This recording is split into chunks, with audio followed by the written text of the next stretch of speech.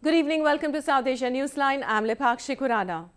Here are the top stories we're tracking for you on Wednesday, the 16th of September.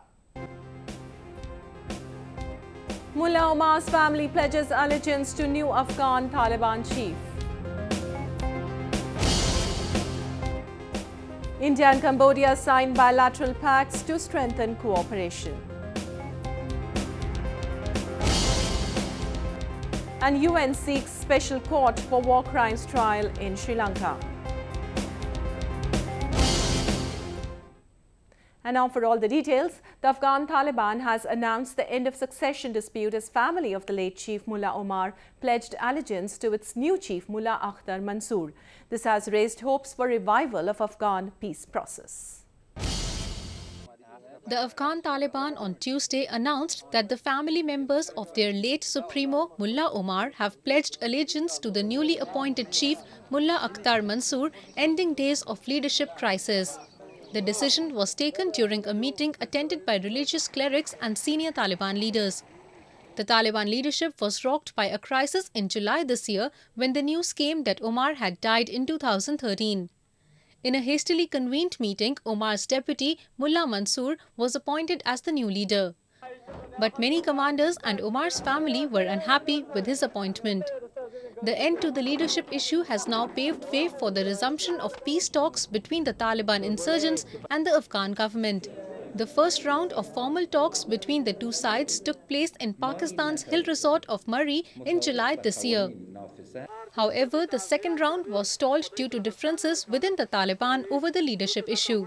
Observers like US, China and Russia are said to have agreed to support the Afghan peace process.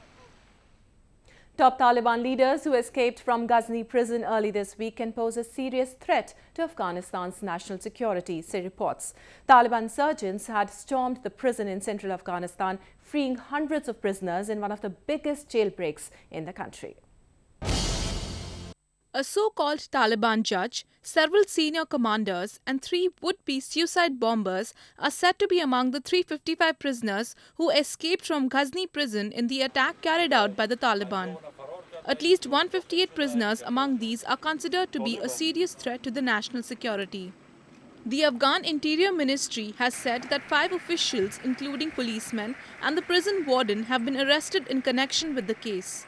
The jailbreak took place just days after the ministry had shifted 20 high-risk Taliban inmates to Ghazni prison from Kabul. A massive search operation is currently underway to re-arrest the prisoners who have escaped, said officials.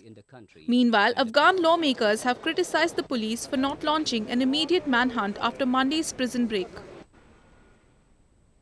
In neighbouring India, Sri Lankan Prime Minister Ranil Wickremesinghe met Indian President Pranab Mukherjee on Wednesday.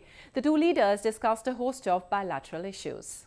The visiting Sri Lankan Prime Minister Ranil Wickremesinghe called on Indian President Pranab Mukherjee in capital New Delhi. Both the leaders discussed measures to enhance economic and strategic ties between the two countries. Prime Minister Wickremesinghe also met with Indian Finance Minister Arun Jaitley before wrapping up his 3-day visit. On Tuesday, Indian Prime Minister Narendra Modi had pledged support to the development and progress of Sri Lanka. Both the sides agreed to fight together the menace of militancy and work for security and stability in their maritime waters. This is Prime Minister Wickremesinghe's first official international state visit after assuming office last month.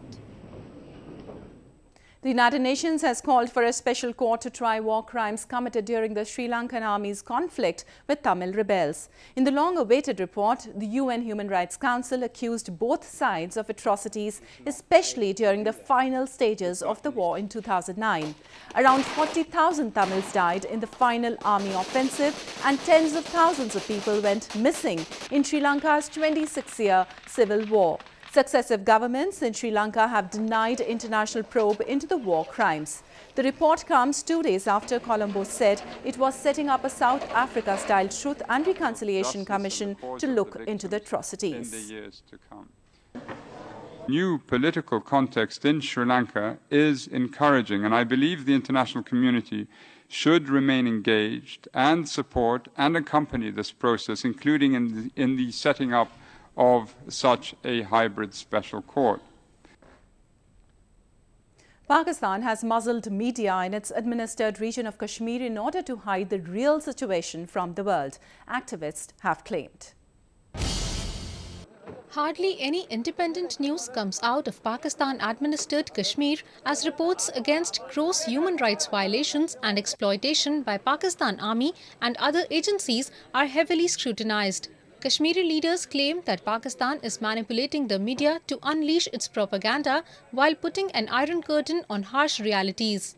पहली बात तो यह है कि हमारा local media है ही बड़ा चंद एक अखबारात हैं लिमिटेड वो पब्लिश होते हैं अभी यह है कि कुछ ऑनलाइन पेपर्स हैं तो आपको थोड़ी बहुत न्यूज़ मिल जाती है लेकिन जितना भी इलेक्ट्रॉनिक मीडिया तो है ही नहीं प्रिंट मीडिया जो है वो भी कंट्रोल है सारा कुछ पाकिस्तान से ऑपरेट होता है तो सारा चीज़ कंट्रोल होने की वजह से तो वो इसीलिए इंटरनेशनल जो है ना वर्ल्ड तक वहाँ की न्यूज़ जो है ना बड़ी देर के बाद पहुँचती हैं.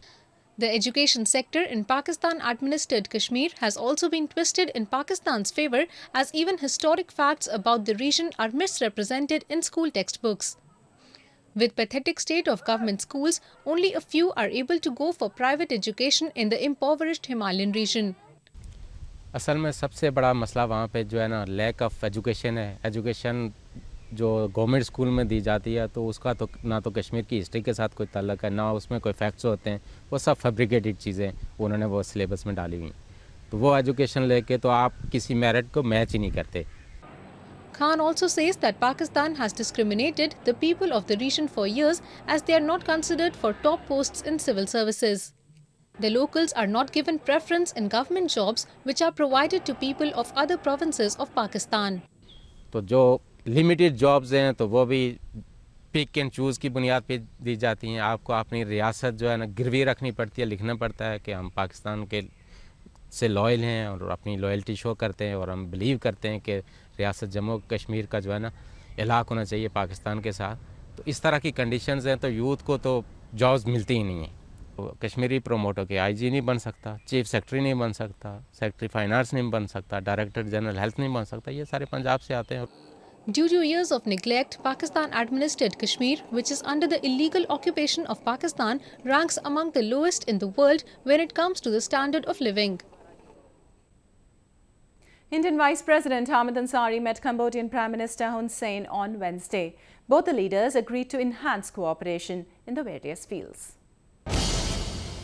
Indian Vice President Hamid Ansari, who is on a 3-day visit to Cambodia, was accorded a ceremonial reception at the Peace Palace in capital Phnom Penh.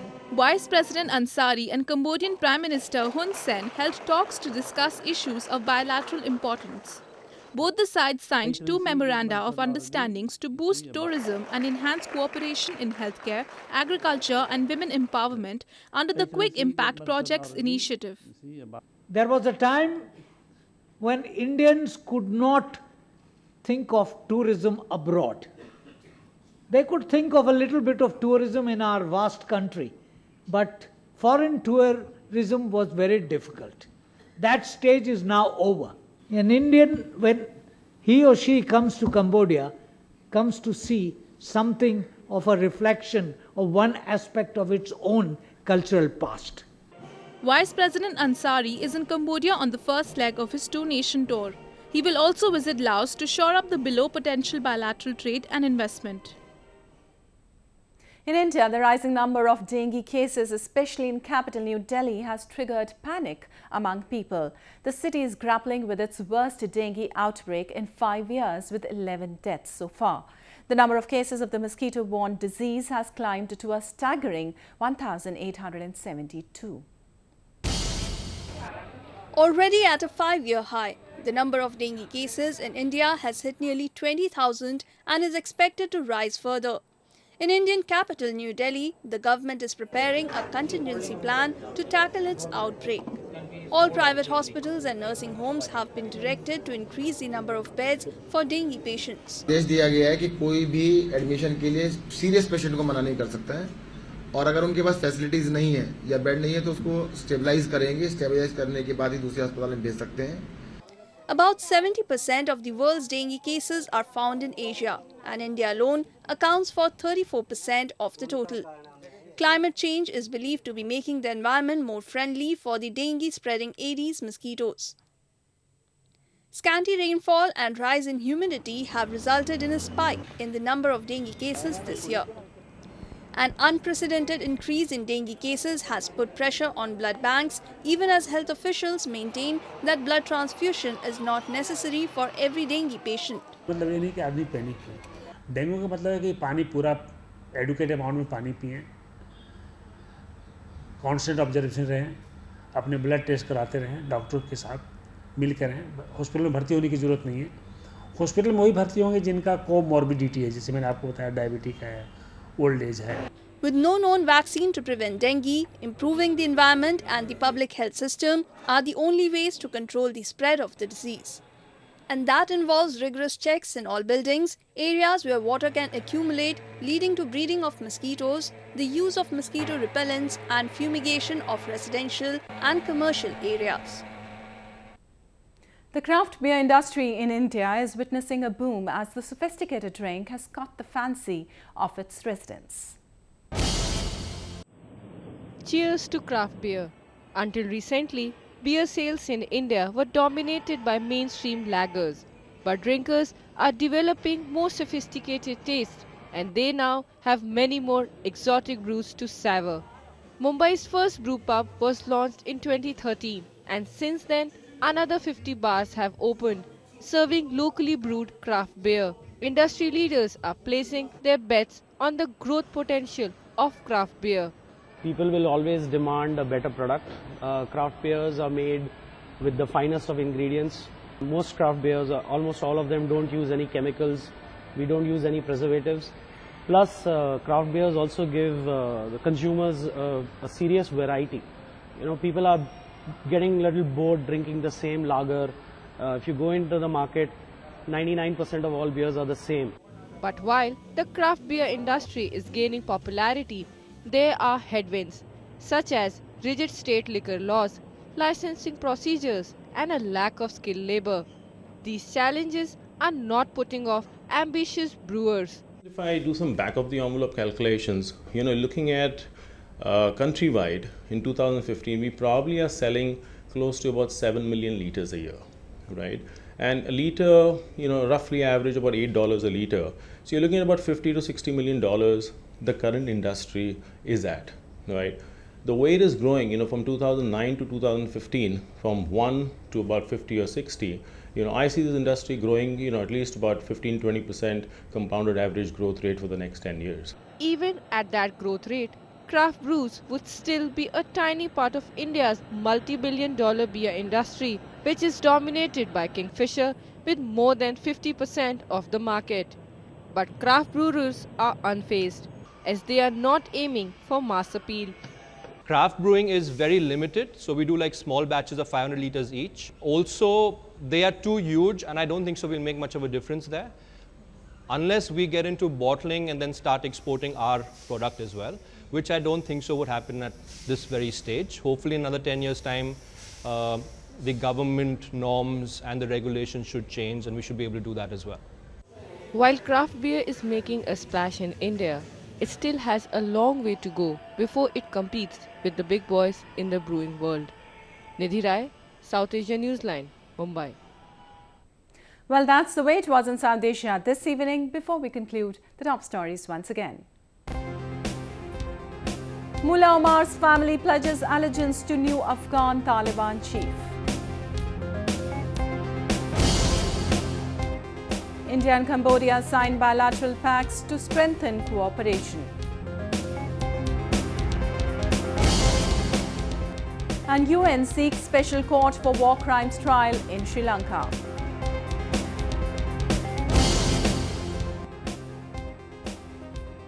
Now our viewers can watch the show on SouthAsiaNewsline.com. You can also visit us on Facebook.com/SAsiaNewsline and follow us on Twitter @SAsiaNewsline. That's all in tonight's edition. We'll see you same time tomorrow. Good night.